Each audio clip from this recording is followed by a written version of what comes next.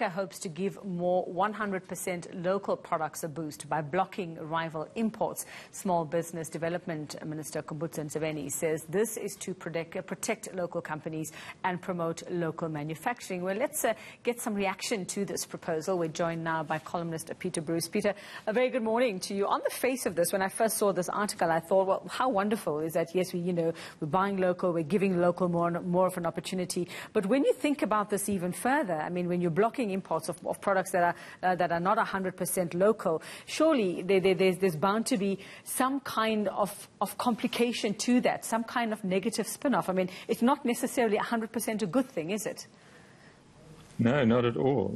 I mean, if we're able to make something in South Africa that we need in our local market, and we're able to make it cheaply enough so that people can afford it, and in other words, our pricing can be competitive, that's great.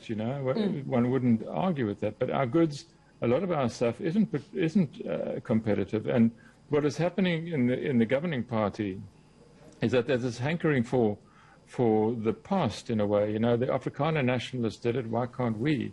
And they forget the two things that are missing that the Afrikaner nationalists had, that black nationalists or the ANC don't have any longer, is cheap electricity and cheap labor. So the costs of producing anything in South Africa are vastly more expensive than they ever have been. And imports are frequently much more competitive, much more affordable. And I think that simply basing an industrial strategy on substituting imports is crazy. We are going to get nowhere. We're going to raise a lot of hopes, and we're going to end up dashing those hopes because it won't work. What we should be doing is manufacturing to export and playing to our strengths. We are fundamentally a mining and a farming economy. That's basically what we do. And added to farming, you can do food processing. But those things those are export driven. We're the second biggest citrus producer in the world. And I didn't know that until it was, we became the second last year. So we've got real strength, and we're not playing to them.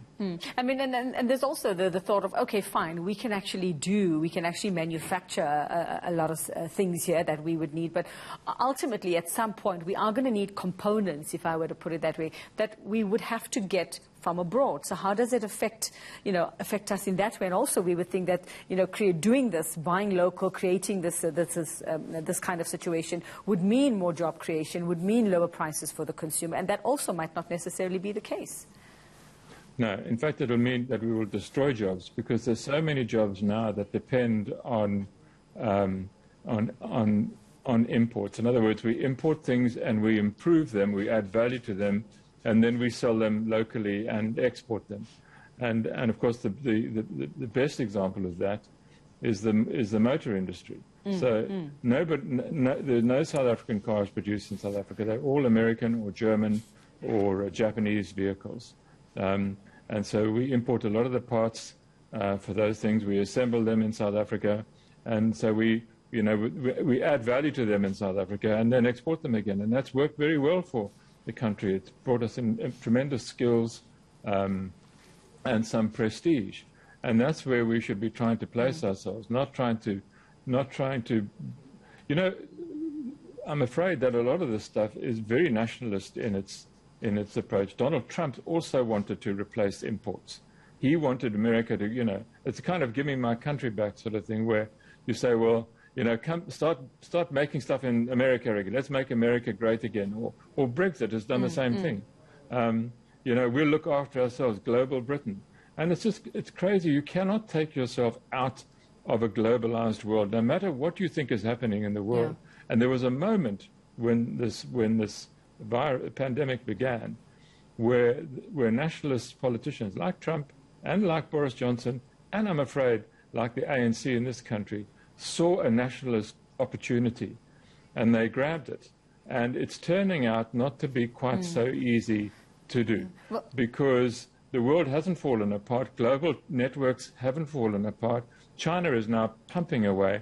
It's importing huge amounts of product, including from South Africa. And, the world economy, after this pandemic is over, Yuveka, we are going to have a boom the likes of which you and I will never see again in our lifetimes. It'll be huge. And we'll get left behind if we're worrying about, keeping out some steel coil or whatever it is out of South Africa. And Peter, I mean, let's just apply that to something that, that's so relevant at the moment is vaccine production here in South Africa. If something like this were to happen, how would it impact that process? How would it impact our production of something like a COVID-19 vaccine?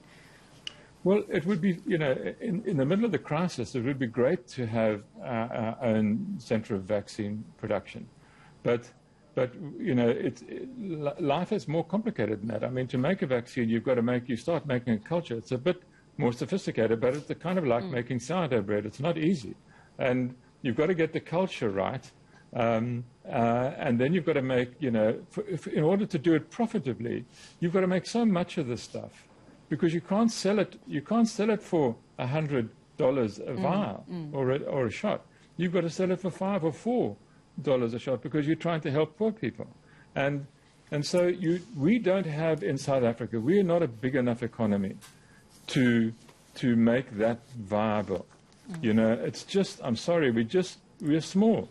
If you're in India or China or America and you're really big, you've got a big enough domestic market that you can do what you want in. Yeah. We are not that big. Yeah. We are a player on the margins, and we cannot just make our own rules the way they're trying to do.